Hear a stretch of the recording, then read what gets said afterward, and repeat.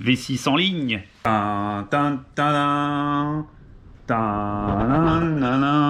Du coup, je suis parti dans un délire de tuning. Je m'essaye à faire ça. Donc, j'ai nettoyé les couves culasses. Nettoie frein, nettoie jante Karcher. J'ai tout protégé avec des petites vis. Vous allez comprendre pourquoi. Alors, l'idée de base, c'était d'envoyer tout à l'époxy. Mais le rendu de l'époxy, c'est une espèce de laque brillante. Là, ça me plaisait pas. Donc, j'ai acheté un produit. C'est la première fois que je l'essaye. Je ne sais pas du tout ce que ça va donner. J'ai déjà fait un petit coup de verre pour pouvoir après faire ressortir juste le lettrage en verre. Donc primaire, ponçage primaire, vert, vernis. Donc là, c'est pas mal. On va laisser un petit peu sécher. J'ai tout protégé. Et je vous montre un petit peu en étape comment je fais ça sur l'autre couve culasse où il y a écrit Alfa Romeo. Mackay. Je fais ça à l'arrache dans la pelouse, mais c'est très bien, c'est une très bonne cabine de peinture. Mon petit verre brillant direct. Bon, le principe, hein, vous l'avez compris, un lettrage en verre.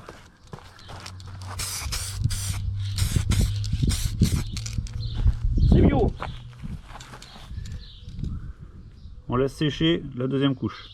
Bon, ça y est, je viens de poser la deuxième couche. On va laisser ça un petit peu sécher. Enfin, en même temps, à mon avis, avec le temps qu'il fait, cette chaleur, 32 degrés là, ça va sécher assez rapidement.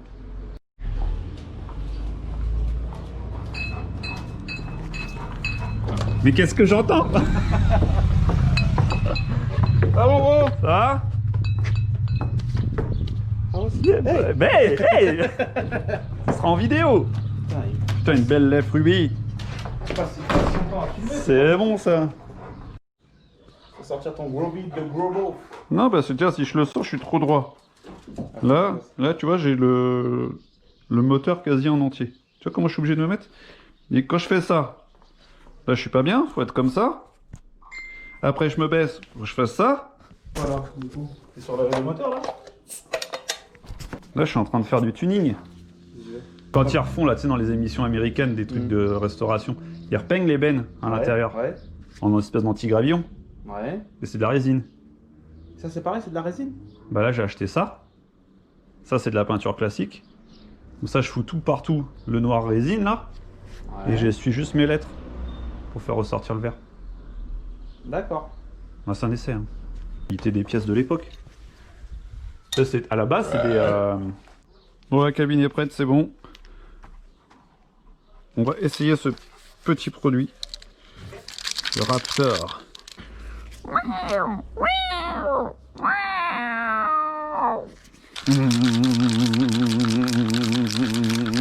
Oh, c'était bien bon cette bière. C'est du bien cette petite bière là. C'est du bien cette petite bière. Bon, je vais essayer de faire ça bien. Je suis pas encore bourré donc c'est très bien. On essaie de se concentrer. Je sais pas ce que ça va donner le résultat. C'est une première.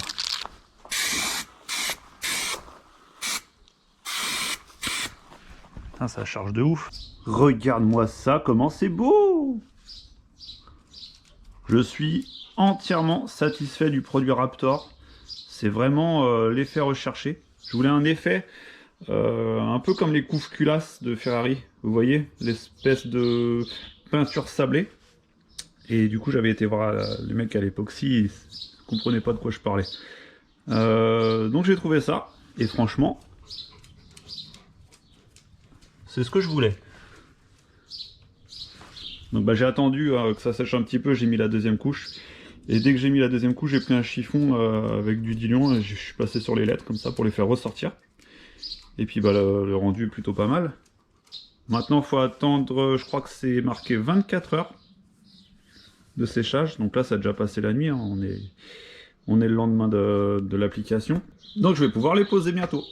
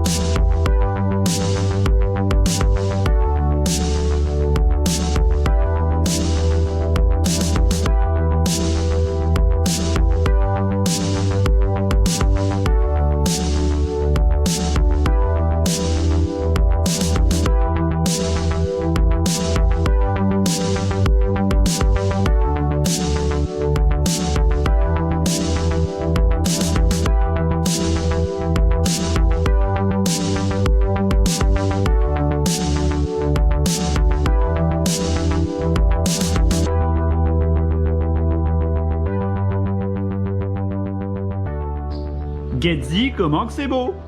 Comment que ça déboîte? Bon, c'est pas terminé, hein. J'ai pas mis encore les colliers. Je me tâte à les remplacer. Et surtout, je retire les petites pipes pour les refaire. Cela c'est pas beau, hein. C'est tout pourri. Donc voilà. Putain. Eh, les bêtes d'orage, c'est un truc de ouf. Oh là là, ça me rend fou. Ça me rend fou ces putains de bêtes d'orage. Bon, voilà, donc là, tout ça c'est posé. Tout est monté, terminé. Le moteur, je vous ai pas montré. J'ai commencé à installer les collecteurs inox. Sans kata. Ça va chanter. Je pense même que ça va hurler. Je me pose une question. Il faut que je refasse les pipes d'admission. Mais est-ce que je les laisse chromer? C'est quand même l'identité de ce moteur. C'est la première chose qu'on voit quand on ouvre le capot, en gros. Est-ce que je les laisse chromer d'origine? Ou est-ce que je les ferai pas noirs comme ça? Avec des petits manchons verts. Ça fera un rappel.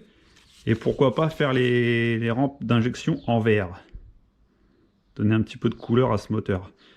Après, il y en a qui font vert, blanc, rouge. Ça fait Italie. Bon, je pense qu'on sait tous que c'est une italienne. Je sais pas, je me pose la question. Qu'est-ce que vous en pensez, vous? Je les laisse chromer, je fais ça en vert. Je les laisse chromer, je fais ça en noir, parce qu'elles sont quand même pas belles.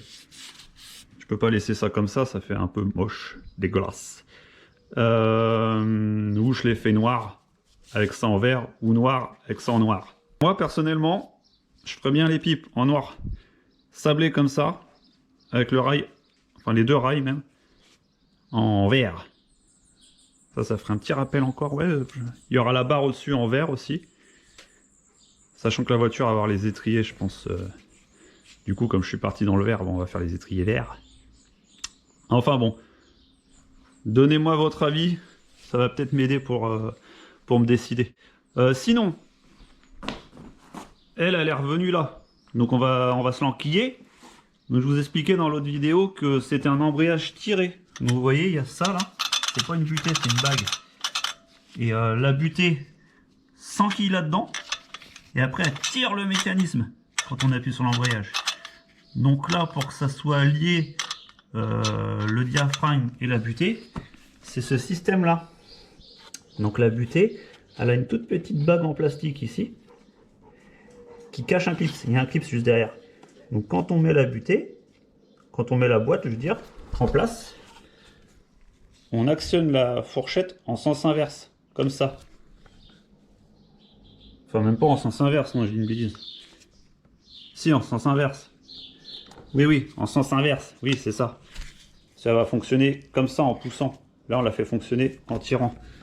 Ce qui va pousser la butée dans le mécanisme. Et vu qu'il y a la bague en plastique noir qui guide, elle va rentrer, libérer le clips et ça sera verrouillé. Bon, je vous montre ça.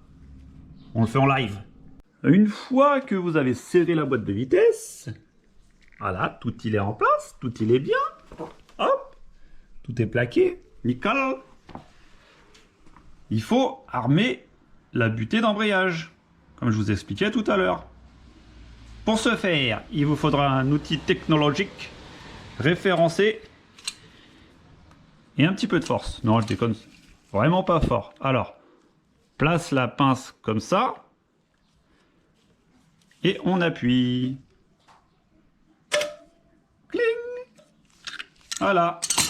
Vachement compliqué, hein.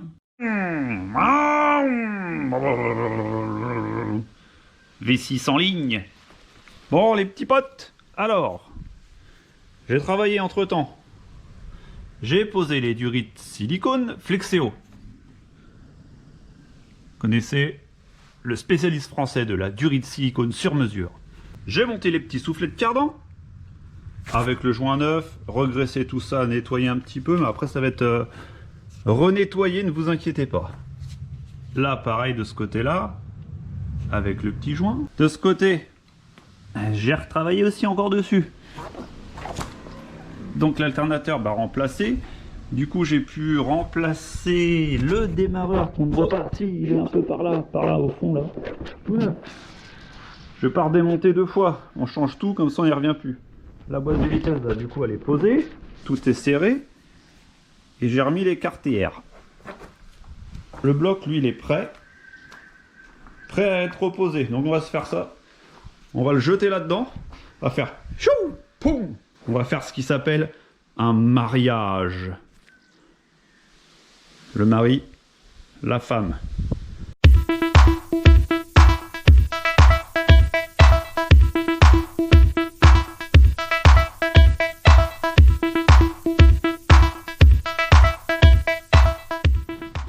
Tan, tan, tan, tan, je vous déclare mari et femme. Voilà, il est dedans, ça y est. Bon, ça va, ça a été. À poser, c'est pas trop compliqué, il y a toujours de la place, comme d'habitude. Bon, il est juste posé, j'ai juste mis les deux supports moteurs. Et maintenant, il va falloir tout refixer. Embrancher les faisceaux, puis éventuellement remettre la ligne full inox, titane, céramique, carton compétition. Mais entre temps, je vais démonter les trains parce que je vous avais promis de l'époxy et j'y suis pas allé. J'ai fait autre chose. Par contre, j'ai commencé à démonter quand même. On va préparer un petit peu. J'ai retiré tout ce qui était pivot, les trains, les tirants plutôt. Je vais continuer de l'autre côté et puis gentiment je suis en train de préparer toutes les pièces pour les amener à l'époxy. Là je vais faire une platine, je vais pas démonter les pistons, j'ai pas envie, ils sont tout neufs ces étriers là. Donc j'ai mis des petits bouchons. Là, je vais mettre les axes pour boucher les trous, les vieux axes que j'ai. Là j'ai retiré les petits guides. Là pareil, j'ai tout préparé.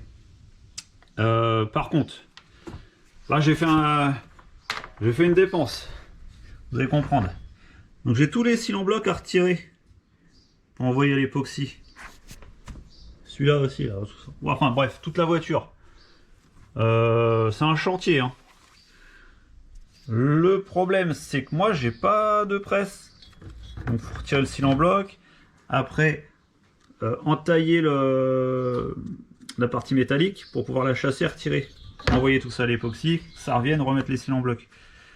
Je les retire pour la peinture et parce que tous les cils en bloc de la voiture vont être remplacés par du Powerflex, je crois. Oui, Powerflex. Vous voyez, j'ai tout ça à poser. Il y a toute la voiture là-dedans. Donc, vu que c'est la grosse galère, je me suis commandé une presse qui me fera gagner du temps.